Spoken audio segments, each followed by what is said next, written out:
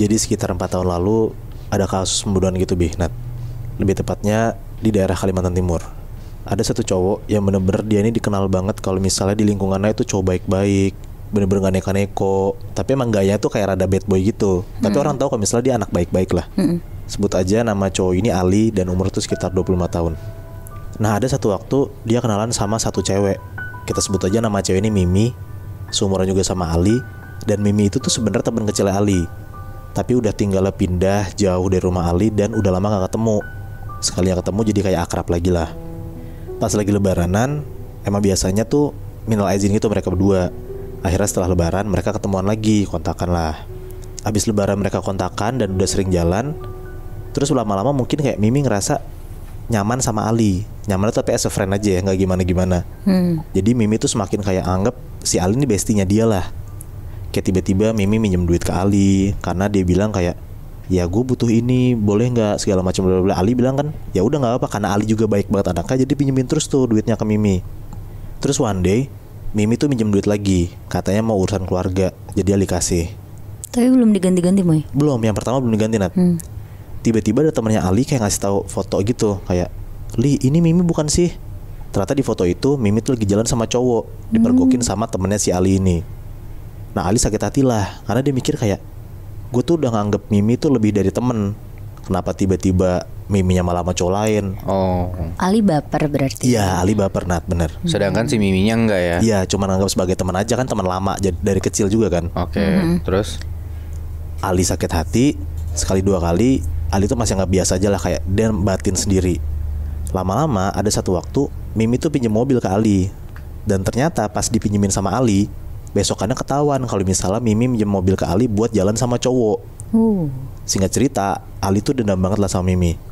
Dia sakit hati banget, dia tuh gak bisa mikir jernih, dan dia tuh langsung berubah 180 derajat.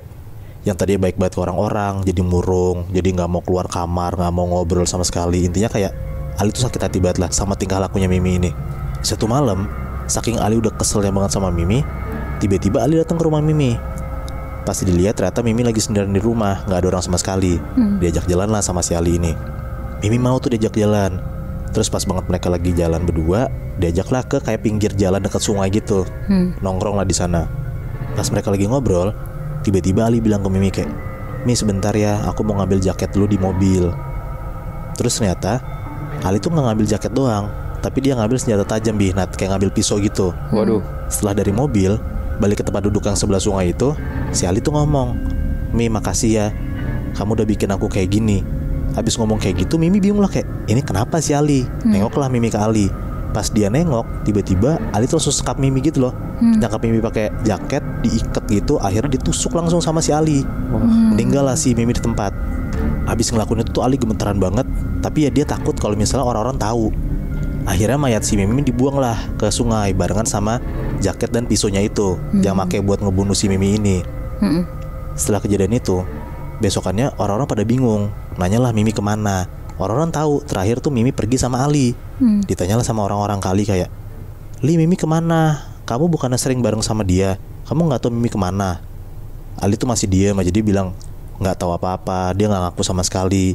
Dan Ali ngerasa kayak, ya udah biarin aja, emang Mimi pantas dapetin itu. Karena Ali udah kesakit hati banget lah sama si Mimi ini. Terus pas banget, itu tuh malam Jumat, 2 hari setelah kejadian Mimi gak ada yang dibunuh sama si Ali ini. Ali lagi beli makan di luar. Nah di daerah Kalimantan rumahnya si Ali ini, itu tuh kalau misalnya malam jam 10 tuh udah sepi banget Nat. Dan Ali tuh emang tinggalnya bukan di kotanya, jadi emang sepi banget gitu lah, kebayang kan. Habis beli makan, jalan kaki tuh, Ali ngerasa pas di jalanan kanan kiri tuh hutan itu kayak ada yang ngikutin gua dari belakang. Cuman Ali takut nengok ke belakang. Akhirnya Ali jalan cepet tuh buat menghindari orang yang di belakangnya itu. Sampai di rumah, pas banget mau masuk pintu rumahnya, dia tuh ngeliat ada sosok mirip banget sama Mimi lagi duduk di dalam meja makannya. Jadi si Ali tuh dari luar rumah. Nah ada jendela, dia tuh bisa ngeliat ke dalam gitu loh. Nah dari luar itu Ali ngeliat ada Mimi di dalam. Di situ kayak Ali langsung dobrak pintunya, dia langsung lihat kayak di meja makan beneran ada Mimi atau enggak. Ternyata nggak ada, kosong sama sekali. Udah tuh Ali buru-buru cepet-cepet makan, dan naiklah ke atas ke kamarnya buat tidur. Pas banget lagi jalan naik ke atas, naik tangga, si Ali tuh denger kayak suara cewek ngomong, Ali udah pulang. Nah suaranya itu kata Ali persis banget kayak suaranya Mimi, tapi jauh banget suaranya. Di situ dia ngerasa kayak, wah ini ada yang nggak beres nih. Dia makin resah lah, makin takut lah. Dia langsung naik ke kamarnya dan dia maksa tidur. Akhirnya tidur lah dia. Kebesokan harinya Ali dapat kabar kalau misalnya satu kampung itu tuh lagi nyariin Mimi. Bener-bener kayak Mimi tuh udah masuk ke daftar orang hilang gitu lah. Ali semakin gak tenang. Dia tuh makin takut lah kalau misalnya orang-orang tahu. Tapi di depan orang dia berusaha tenang aja. Terus tiba-tiba di malam itu kebesokan harinya, pas si Ali baru pulang, tiba-tiba di depan pintu rumahnya itu ada jaket yang dia buang ke sungai. Terus ada pisunya juga. Ada darah gitu. Wah pokoknya dia ngeliat lah kalau misalnya ini barang yang gua buat bunuh Mimi. Kenapa tiba-tiba ada di rumah gua? Ali panik. Akhirnya Ali buang lah tuh, taruh ke kardus. Dia masukin lah semua barangnya, pisau sama jaketnya. Dia pergi jauh buat ngebakar dan ngebuang barang buktinya. Dia pergi jam 7-an. Nah jam 10-an dia pulanglah ke rumah. Malam tuh? Iya malam Bi. Pas sampai rumah, mamanya Ali tuh ngomong ke Ali, "Nak, tadi mama lihat ada Mimi depan rumah. Kamu gimana? Aman kan? Udah selesai semua kan?" Nah di situ tuh Ali tuh diem doang Bi, Nat. Dia ketakutan dan dia tuh makin ngerasa kalau misalnya gue keganggu banget nih. Sampai nyokap gue ngeliat ada Mimi depan rumah gue gitu. Akhirnya Ali diem aja, nggak ngejawab kata nyokapnya, dan naik tuh kamar. Di dalam kamar dia bengong. Dia bener-bener ketakutan banget. Pas dia lagi bengong, kan si Ali ini matanya minus Bi, Nat. Dia lagi nggak pakai kacamata tuh pas lagi tiduran. Kalau misal orang nggak pakai kacamata dan matanya nggak blur kan, tapi dia bisa ngeliat kalau misalnya ada orang depan dia kan. Iya, kayak burung-burung gitu ya. Iya, dan dia tuh ngeliat dan dia ngerasa kalau misalnya di pojok kamarnya dia ada kayak sosok tinggi lagi berdiri gitu loh. Dia ngeliat kayak ini ada apaan, tapi gue nggak bisa ngeliat jelas.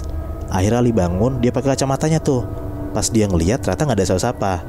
Dia mikir kayak yaudah gue salah lihat aja mungkin. Dia lepas kacamata lagi, dia cobalah buat tidur. Pas dia lagi mau nyoba tidur, dia tuh nyium kayak ada bau-bau gak sedap gitu loh. Kayak bau kebakar tapi kayak bau busuk. Dia langsung tuh turun ke lantai 1, nyamperin mamahnya. Dia nanyalah ke mamanya kayak, "Mama nyium bau gak?" Nyokapnya bilang kayak, "Mama gak nyium apa-apa sama sekali." Nah pas dia turun, dia tuh nyium kayak baunya tuh yang berasal dari lantai 1. Kan kamarnya lantai 2 kan. Lantai 1 tuh berasa banget kalau misalnya ada bau di situ. Tapi nyokapnya gak nyium apa-apa. Pas Ali balik lagi ke kamar, masih di lantai 1, dia nyium kayaknya bau itu tuh berasal dari taman belakang rumahnya Ali. Nah jadi belakang rumahnya Ali tuh ada kayak taman gitu Bi, Nat. Jadi dia jalan tuh ke belakang tamannya kan. Dia jalan, dia buka tuh pintu rumah belakangnya buat ke taman belakang. Pas Ali buka dan lihat taman belakang, dia tuh ngeliat jelas banget Bi, Nat. Ada sosok Mimi lagi berdiri, megang pisau dan jaketnya Ali yang lagi kebakar gitu. Jadi tuh kayak sosok Mimi tuh bener-bener udah hancur gitu Bi, Nat, badannya. Kayak bekas badannya yang ditusuk sama Ali tuh kelihatan jelas banget. Dan Ali lihat badan sosok Mimi tuh bener-bener kayak ngeluarin darah banyak banget gitu loh. Tapi bentuk mukanya si sosok ini bener-bener udah hancur. Kayak bener-bener udah mayat kuntilanak gitu loh. Ali ketakutan banget lah. Dia bener-bener ngerasa kalau misalnya dia diganggu banget dan digentayangin sama sosok si Mimi ini. Karena udah ketakutan banget dan dia bingung harus apa, akhirnya dia nyerahin diri ke kantor polisi dan dia dipenjara. Nggak selesai sampai situ. Selama di penjara ini ternyata Ali tuh makin sering digangguin. Jadi kayak setiap dia ke kamar mandi malam-malam, dia ngeliat ada sosok cewek lagi ngintipin dia dari balik bilik. Dan dia yakin itu tuh Mimi. Terus pas dia lagi tidur, satu sel nih mereka berlima gitu Bi, Nat. Pas lagi kebangun jam 3 pagi, dia tuh ngeliat selalu ada cewek kuntilanak gitu lagi berdiri depan selnya si Ali. Jadi kayak bener-bener dia ngeliat ada sosok cewek depannya, tapi orang-orang 4 teman selnya ini gak ngeliat sama sekali. Dan saking udah stresnya, dia tuh bener-bener udah kayak orang gila banget lah. Orang-orang tuh mandang dia gila, halu karena ketakutan sendiri. Setiap si Ali bilang ada sosok, teman-temannya, orang-orang penjara tuh ngeliat kayak gak ada apa-apa. Di penjara pun jadinya si Ali tuh dicap kalau misalnya dia orang gila. Iya. Wow, anjir diikutin sampai segitunya ya. Padahal udah kena ganjarannya gitu. Dia udah masuk penjara, tapi tetep tuh si sosok yang dibunuh ini ngedatengin dia terus. Iya, gue juga mikir ya karena mungkin dendamnya si sosok Mimi ini belum bisa terbalaskan gitu loh Bi ke Ali. Makanya digangguin sampai sebegitunya kan. Walaupun kurang ajar ya, minta duit terus gitu kan. Muy, tapi gue salfok deh. Tadi kan mamanya Ali tuh ngomong ke Ali kalau misalkan dia tuh ngelihat Mimi kan. Tapi kok dia biasa aja Muy. Padahal satu warga tuh lagi nyari si Mimi ini. Oh, yang dia ngomong kayak gimana nak, aman kan? Udah selesai belum yang itu ya? Iya bener Bi. Apa jangan-jangan ibunya Ali tuh dalang dibalik pembunuhan itu ya?